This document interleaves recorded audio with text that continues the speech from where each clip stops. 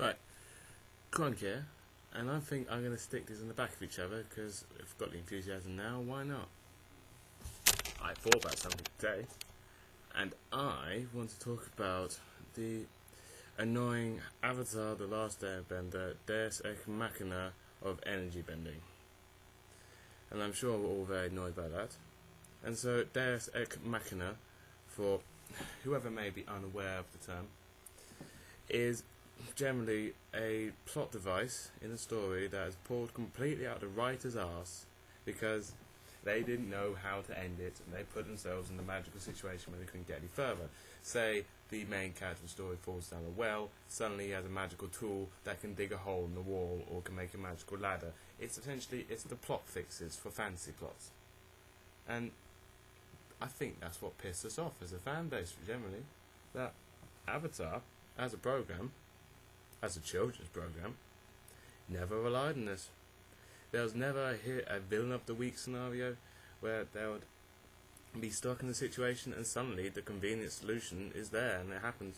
No, everything has always been resolved quite logically. Everything comes to the end and how it changes. Like, you remember Book 2, Avatar Day, when they have to go through the whole solving the crime of who killed well, you know, when Avatar Kyoshi killed the Earth Kingdom general, I can't remember his name. And they go through all that. And then the Rough Rhinos turn up. And you know, Aang is found guilty and he's going to get burned and all. Then Rough Rhinos turn up and Aang has to fight them at the end. And you could say, yeah, well, actually, that does sound a bit plot fixy. But then again, the Rough Rhinos were introduced before to us. They attacked Zuko and Uncle. And then again, this is a war scenario. Unknown things happen. The Rough Rhinos turn up out of nowhere. Aang has a chance to redeem himself. Everyone's happy. And it fits in the tone of the show at that time because it was funny, where it worked. But I feel, well, certainly for me personally, but I feel as a fan base, because, well, for the Avatar fan base, to be honest, not all of us are 11. I mean, look at me. I'm 20 years old. I love this show. I still watch it. I'm going to see the film. It's amazing. And the reason I never felt like I was watching a kid's show is because it never treated its audience like children.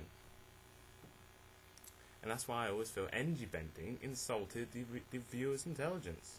It gave such a rich canvas, a rich world to explore. Complicated storylines, complex characters who have the characterization and development. And it set it in the middle of a war, a 100-year war. So why would you insult the viewer's intelligence by the end by building up to a finale where the only logical ending is to kill someone and have him not do it? Have him pull the ultimate peaceful solution of resolution and not having to kill anything out of his ass and just go, oh, boop, mind crush, no more powers for you. It's ridiculous. And you know what makes it most ridiculous? Is that there was absolutely no foreshadowing for it. Because I don't believe giving a little heads up the episode before in the finale counts as foreshadowing. Because lest we forget, the finale is split into 4 episodes, and presumably you can watch it as 4 episodes with a period of time set in between. But no one does it. No one does. I don't. I watch it all 4 of them at the same time because it makes a film 2 hours long. It's amazing. So, like I say, but about 10 minutes before the 3rd act, when they meet the Fire Lord, the Lion Turtle turns up and goes, "Oh, I have a mystic power." Bing! Now you don't have to kill anyone, but you can still have an awesome fight anyway because we already animated that part. You know, that doesn't count as foreshadowing. And the reason being is that Avatar knows how to foreshadow. We saw it lots of times. There are several examples, such as well, in the finale, you saw how when Aang goes Avatar stage, Super Saiyan on his ass, he makes the air sphere around himself, and he brings the elements around, and he makes the terrible the Avatar ball of death, but the air sphere. Now we first saw that whenever he went on the air scooter, riding around a little ball, but whenever we saw him go into the Avatar state, when he's really angry, he would push it round him. I mean, we saw this in the Southern Air Temple, because you can see when Katara and Sokka going like, what the hell's going on? He just saw Gyatso dead. Air circle around him, he's just like, you know, angry. He does it again in the desert. Except this time, when he does it, he creates a sphere around himself, and he starts to float up into the air. You can see his actual sphere. Only Katara obviously giving him the best look ever. You know, that look of such pained love, and just such strain in her face. Lovely moment for me. Pulls him back down, hugs him. Yeah, that moment still makes me well up whenever I watch it. Again, another reason why I love the show. But again, you see, we saw the airball. And another thing that was foreshadowed for the finale was what the Avatar state was. I mean, obviously we saw a lot of it, and got to understand the importance of it throughout the show. But I really thought the Avatar state was kept as a important plot device, rather than a weird moment thing that happened. You know, Aang's Super Saiyan thing. In Book 2, that's when it became an important device. It was almost a theme that ran through it, that he was scared of it. He was scared of the power, which is understandable. The end of the first book turns into a giant fish and murders everyone.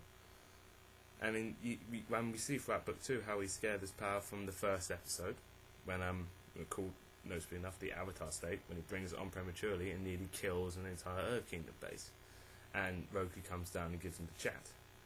Through to the whole Upper being captured subplot, again, brilliant subplot, which I thought was amazing, really threw me when I saw it. And how his anger came through, and how he realized that, and then how he tried to make himself null inside because he was just so fearful of his own anger.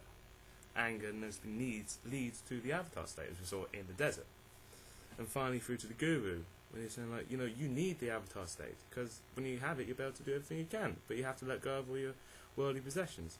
And again, when Aang in the finale talks to monk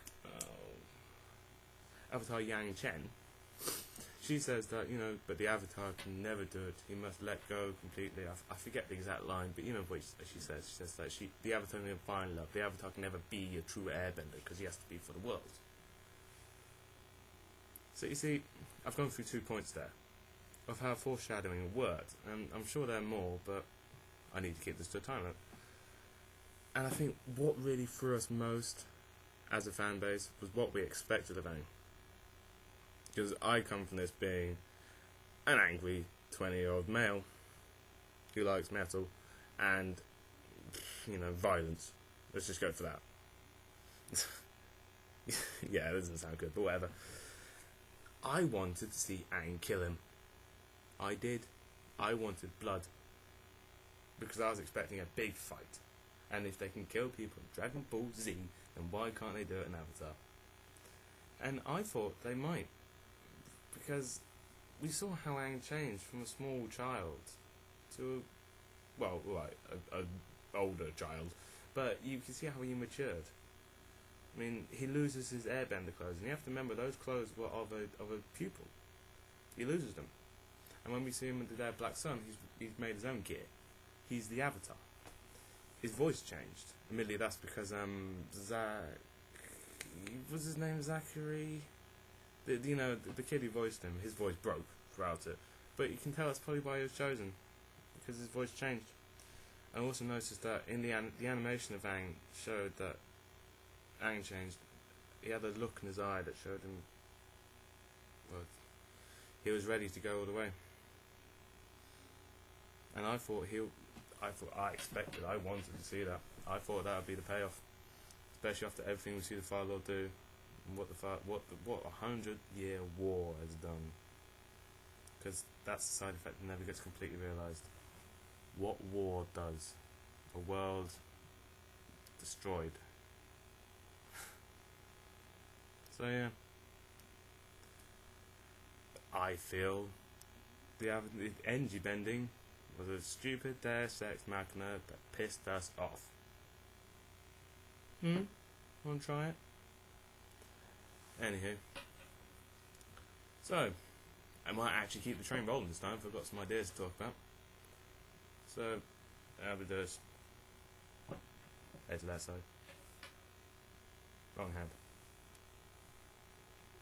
My name's Crunk, and I'm out.